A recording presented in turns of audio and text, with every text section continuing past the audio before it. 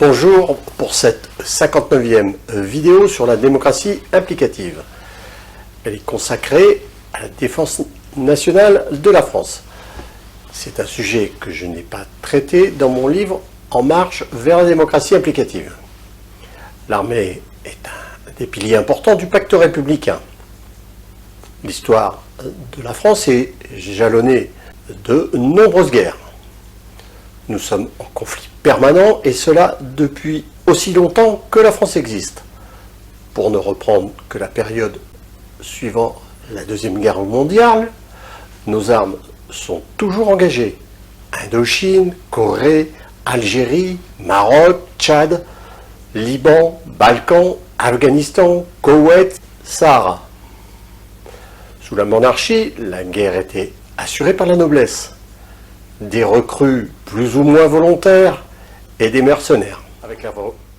Avec la Révolution apparaît la notion de la nation en armes. Ce sont les citoyens qui assurent la défense du territoire.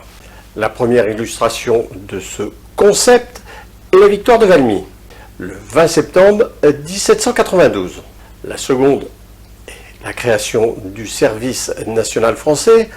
Il est créé par la loi Jordan-Delbrel, adopté le 5 septembre 1798. Ce principe se maintiendra jusqu'en 1997 avec sa dissolution par Jacques Chirac. Cette décision transforme fondamentalement la philosophie des armées, qui mise maintenant sur une armée professionnelle. Le service national avait des vertus sociales en assurant le ciment de la nation.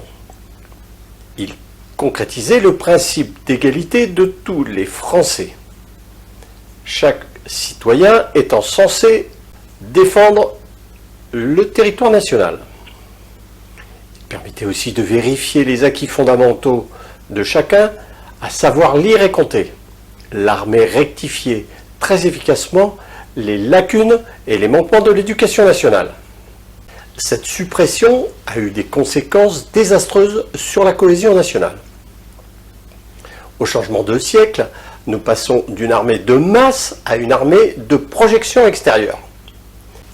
Elle devient adaptée à des guerres asymétriques, comme la guerre du Sahel contre les groupes djihadistes.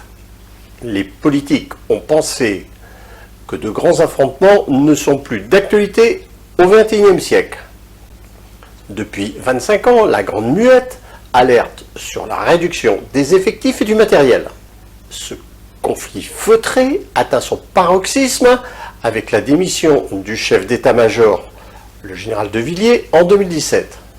Il a été poussé rudement vers la sortie par Emmanuel Macron. Ayant retrouvé sa liberté, le général qualifie la situation d'une formule lapidaire. Nous sommes à l'os.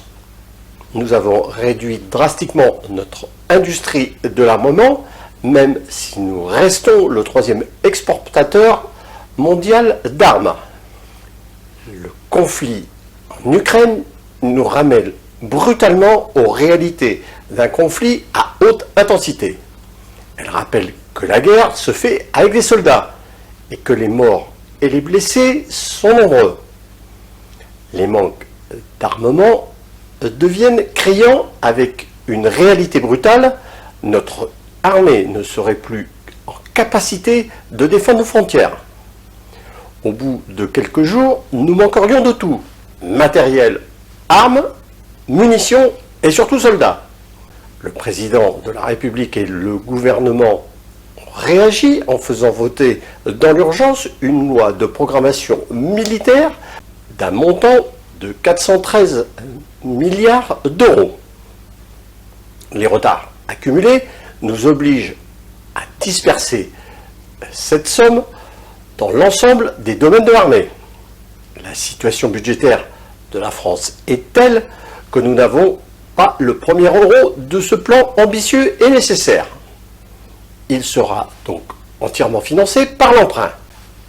La démocratie implicative n'a aucune appétence pour les conflits de quelque nature que ce soit.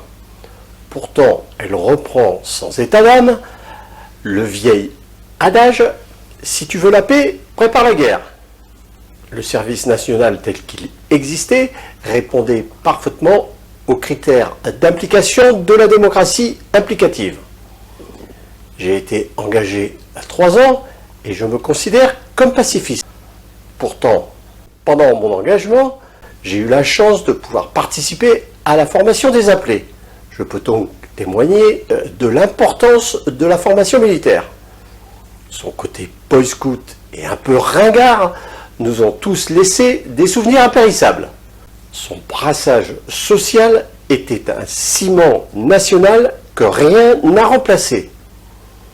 Pourtant, il faut être réaliste, nous ne referons pas le service militaire dans sa forme initiale. La démocratie implicative propose que la formation militaire dure toute la vie.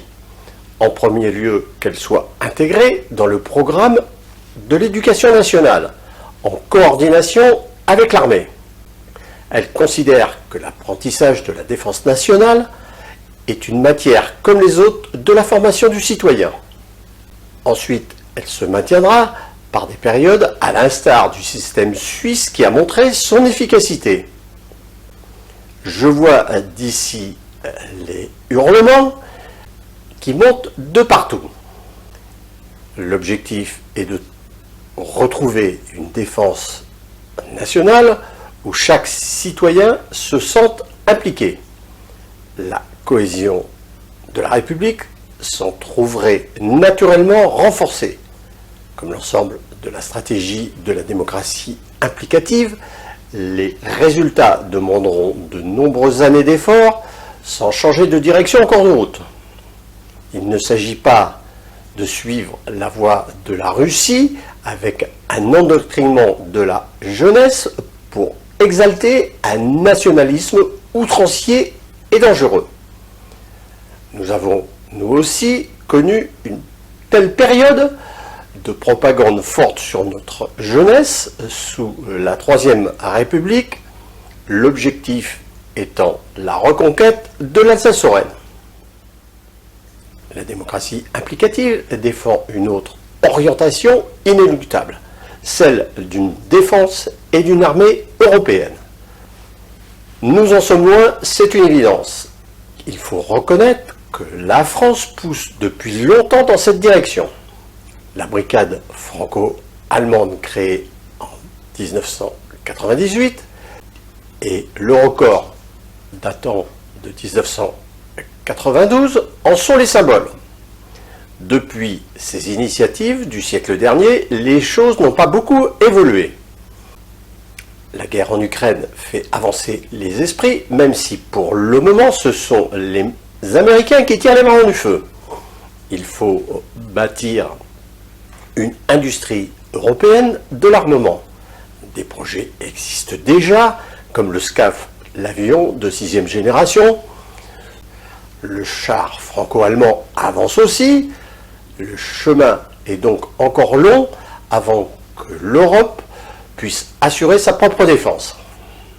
Les investissements sont tellement lourds que seule la dimension européenne peut rivaliser avec les États-Unis ou la Chine.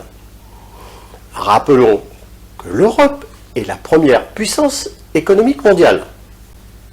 Pour atteindre des objectifs militaires européens, une date raisonnable serait la fin du siècle.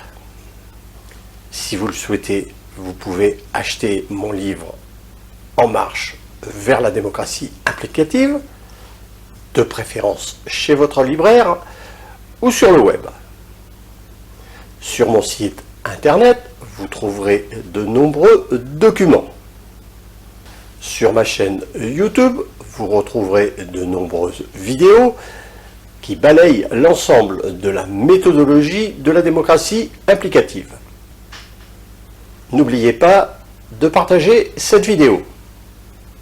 Je vous remercie et à bientôt.